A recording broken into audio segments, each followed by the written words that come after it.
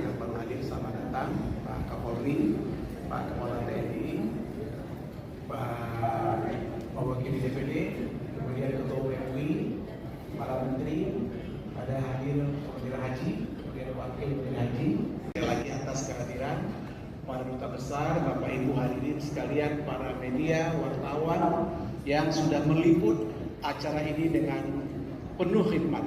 Insya Allah Majelis Ulama Indonesia bersama Ormas, tokoh-tokoh Islam akan bersuara dari Indonesia bersatu dalam ukhuwah untuk keadilan dan perdamaian dunia. Bapak Ibu sekalian, sebelum para ormas-ormas Islam ini membacakan, saya ingin ulangi dari Wakil Ketua Umum MUI, nanti mungkin ada penjelasan tambahan, dan kemudian kami akan minta poin pertama dari Nahdlatul Ulama, yang kedua dari Muhammadiyah, yang ketiga dari Syarikat Islam, yang keempat dari Perti Persatuan Tarbiyah, yang kelima Al-Jamiatul Wasliyah, berikutnya Mantal Anwar, kemudian UPI, kemudian PTTI, kemudian Dewan Masjid, dan Al-Ittihadiyah.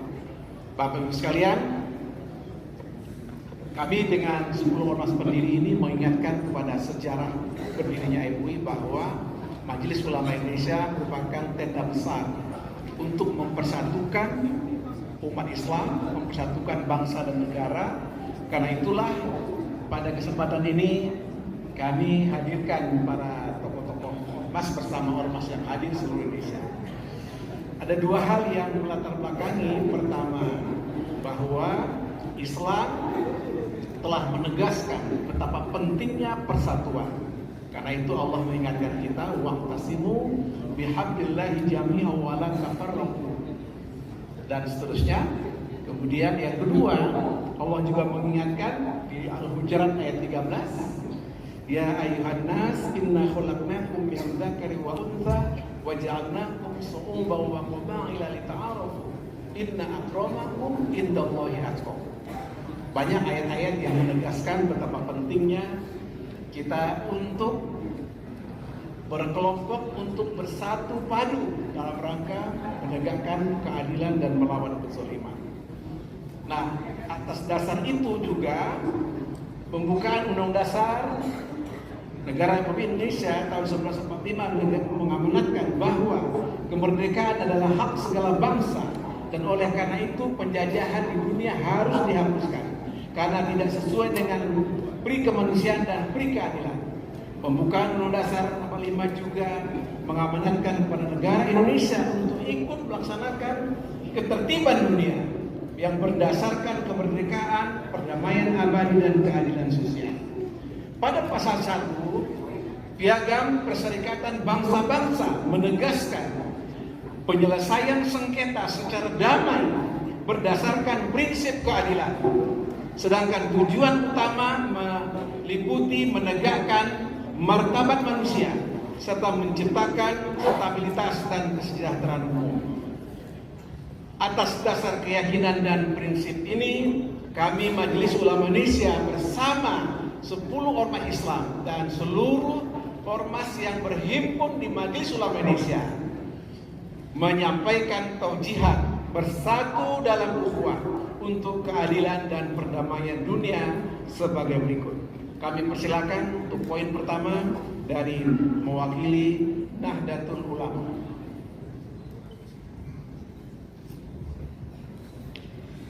Satu, bahwa setiap umat manusia memiliki tanggung jawab mas'uliyah insaniyah dalam menegakkan keadilan dan memberantas kezaliman sebagai salah satu wujud nyata pengamalan ajaran agama.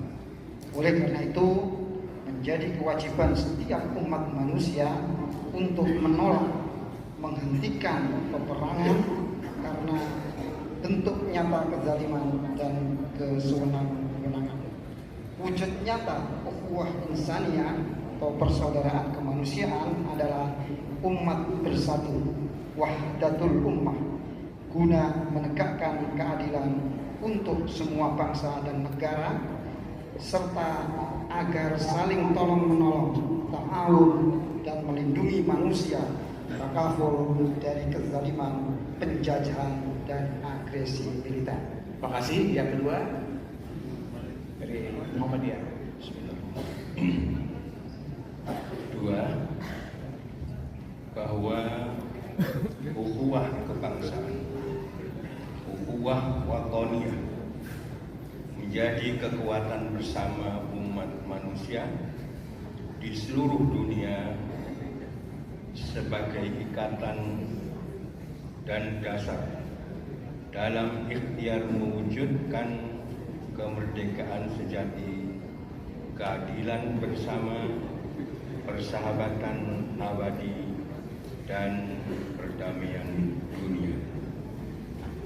Oleh karena itu, Majelis Ulama Indonesia bersama semua ormas Islam, pimpinan Islam, ulama, zu'ama, dan tokoh-tokoh Islam bersama seluruh komponen bangsa mempraktekkan penguatan ikatan ukhuwah antar ormas, antar ulama, cendekiawan, dan antar umat, mempraktekkan penguatan ikatan ukhuwah antar ormas, antar ulama, cendekiawan, dan antar umat beragama agar saling menghormati, menghargai, dan saling melindungi sehingga mampu berkolaborasi untuk kemaslahatan umat dan bangsa. Kami juga menyerukan agar semua tokoh dan umat berhati-hati dan arif bijaksana dalam menyampaikan pendapat dan menyebarkan kabar berita untuk menghindari kesalahpahaman dan kegaduhan. Juga penting melakukan tabayun apabila terdapat kabar berita yang belum jelas kebenarannya, serta mewaspadai terhadap potensi adu domba antar komponen umat dan bangsa. Terima kasih. Yang ketiga.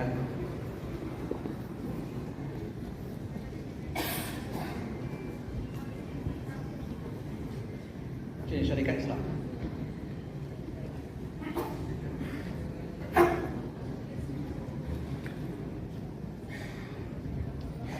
Tiga, bahwa dunia saat ini dihadapkan dengan ketidakpastian dan kerusakan karena tindakan kesewenang-wenangan dan kedoliman oleh suatu atau beberapa negara terhadap negara lain yang merdeka dan berdaulat. Oleh karena itu kami menuntut penghentian segala kedoliman dan kesewenang-wenangan tersebut dan mendorong pengambilan peran lebih optimal dari Perserikatan Bangsa-Bangsa dalam menegakkan piagam PBB, mewujudkan perdamaian dan menjaga tatanan dunia agar tetap dalam kedamaian, ketertiban, dan berkeadilan. Terima kasih. Yang keempat, seperti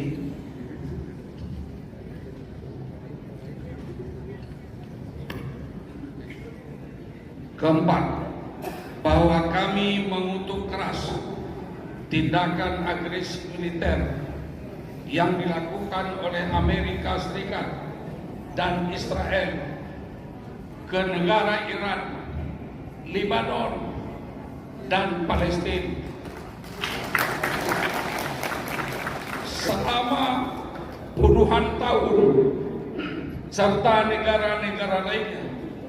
Agresi militer tersebut telah menimbulkan korban yang sangat banyak dari rakyat sipil,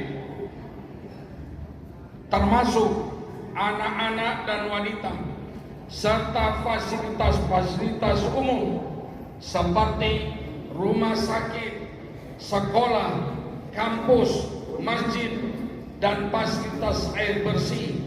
Sekaligus kami mendorong agar para aktor penjahat perang tersebut diadili oleh pengadilan ICC dan ICC, dan mengharapkan agar putusan-putusannya dapat dieksekusi oleh semua negara anggota ICC maupun ICC.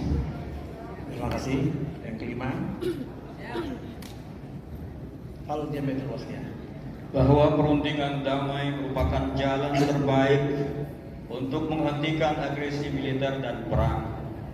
Karena itu kami menyesalkan belum tercapainya kesepakatan dalam perundingan antara Amerika, Israel dengan Iran yang berlangsung di Pakistan beberapa waktu lalu.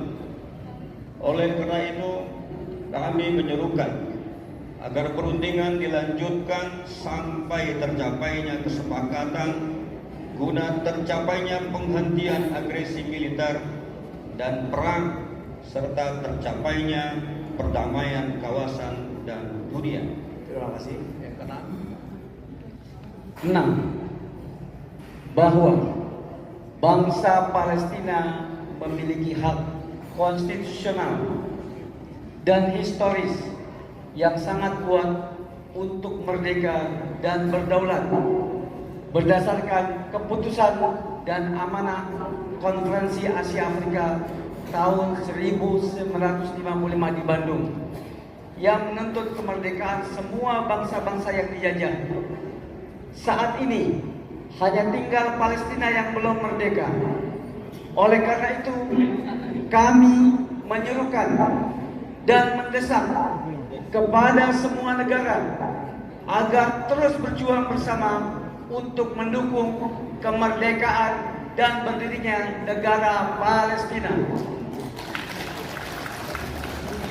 terima kasih. Yang ketujuh, bahwa untuk terwujudnya tatanan dunia yang demokratis dan berkeadilan di dalam persekutuan bangsa-bangsa, maka menjadi keputusan yang mendesak bagi kita untuk melakukan reformasi fundamental di dalam tubuh persekutuan bangsa-bangsa. Hak veto yang merupakan warisan dari Perang Dunia Kedua yang diberikan kepada Dewan Keamanan PBB hendaknya dihapuskan karena sangat diskriminatif, penuh ketidakadilan, dan wujud arogansi dari negara tertentu. Kita ingin meneguhkan bahwa semua negara anggota PBB mempunyai kedudukan yang sederajat dan juga punya hak yang sama dalam menentukan setiap kebijakan yang diambil oleh persekutuan bangsa-bangsa. terima kasih. Yang ke-8, 8. Bahwa saat ini masih adanya tekanan dan ancaman negara superpower yang terus melancarkan perang dan ingin menguasai sumber daya energi terhadap negara-negara lain.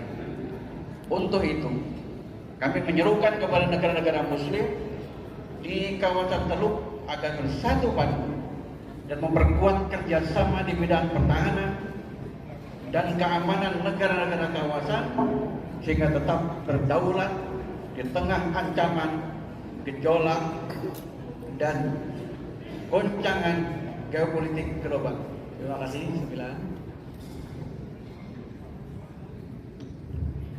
9. Bahwa organisasi internasional memiliki peran strategis seperti PBB, BRICS, Gerakan Non-Blok, OKI, Liga Arab, Uni Eropa, Uni Afrika, dan ASEAN, serta organisasi internasional lainnya agar terus meningkatkan komitmen persatuan dan kebersamaan dalam memperjuangkan kedaulatan negara masing-masing dan atas dasar keadilan dan perdamaian serta bersatu padu untuk mencegah tindakan unilateral dan sewenang-wenang seperti agresi militer dan pendudukan terhadap negara lain. Terakhir yang 10.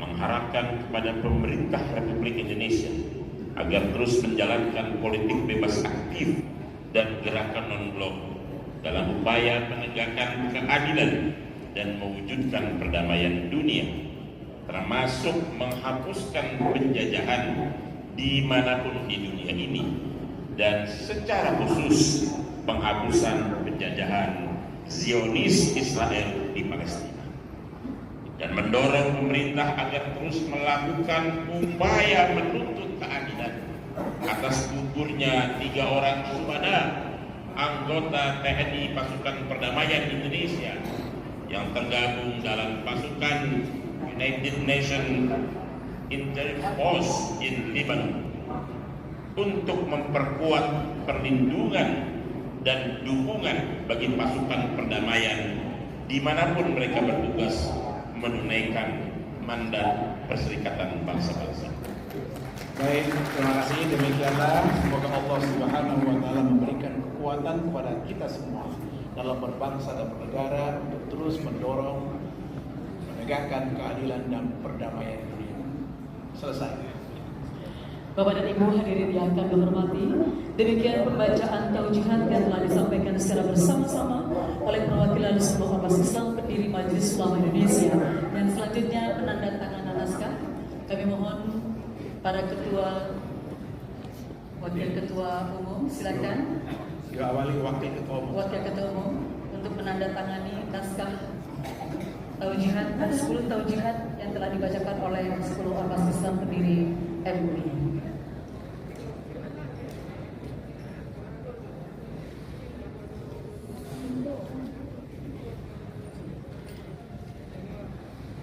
Dan alhamdulillah kami ucapkan selamat datang kepada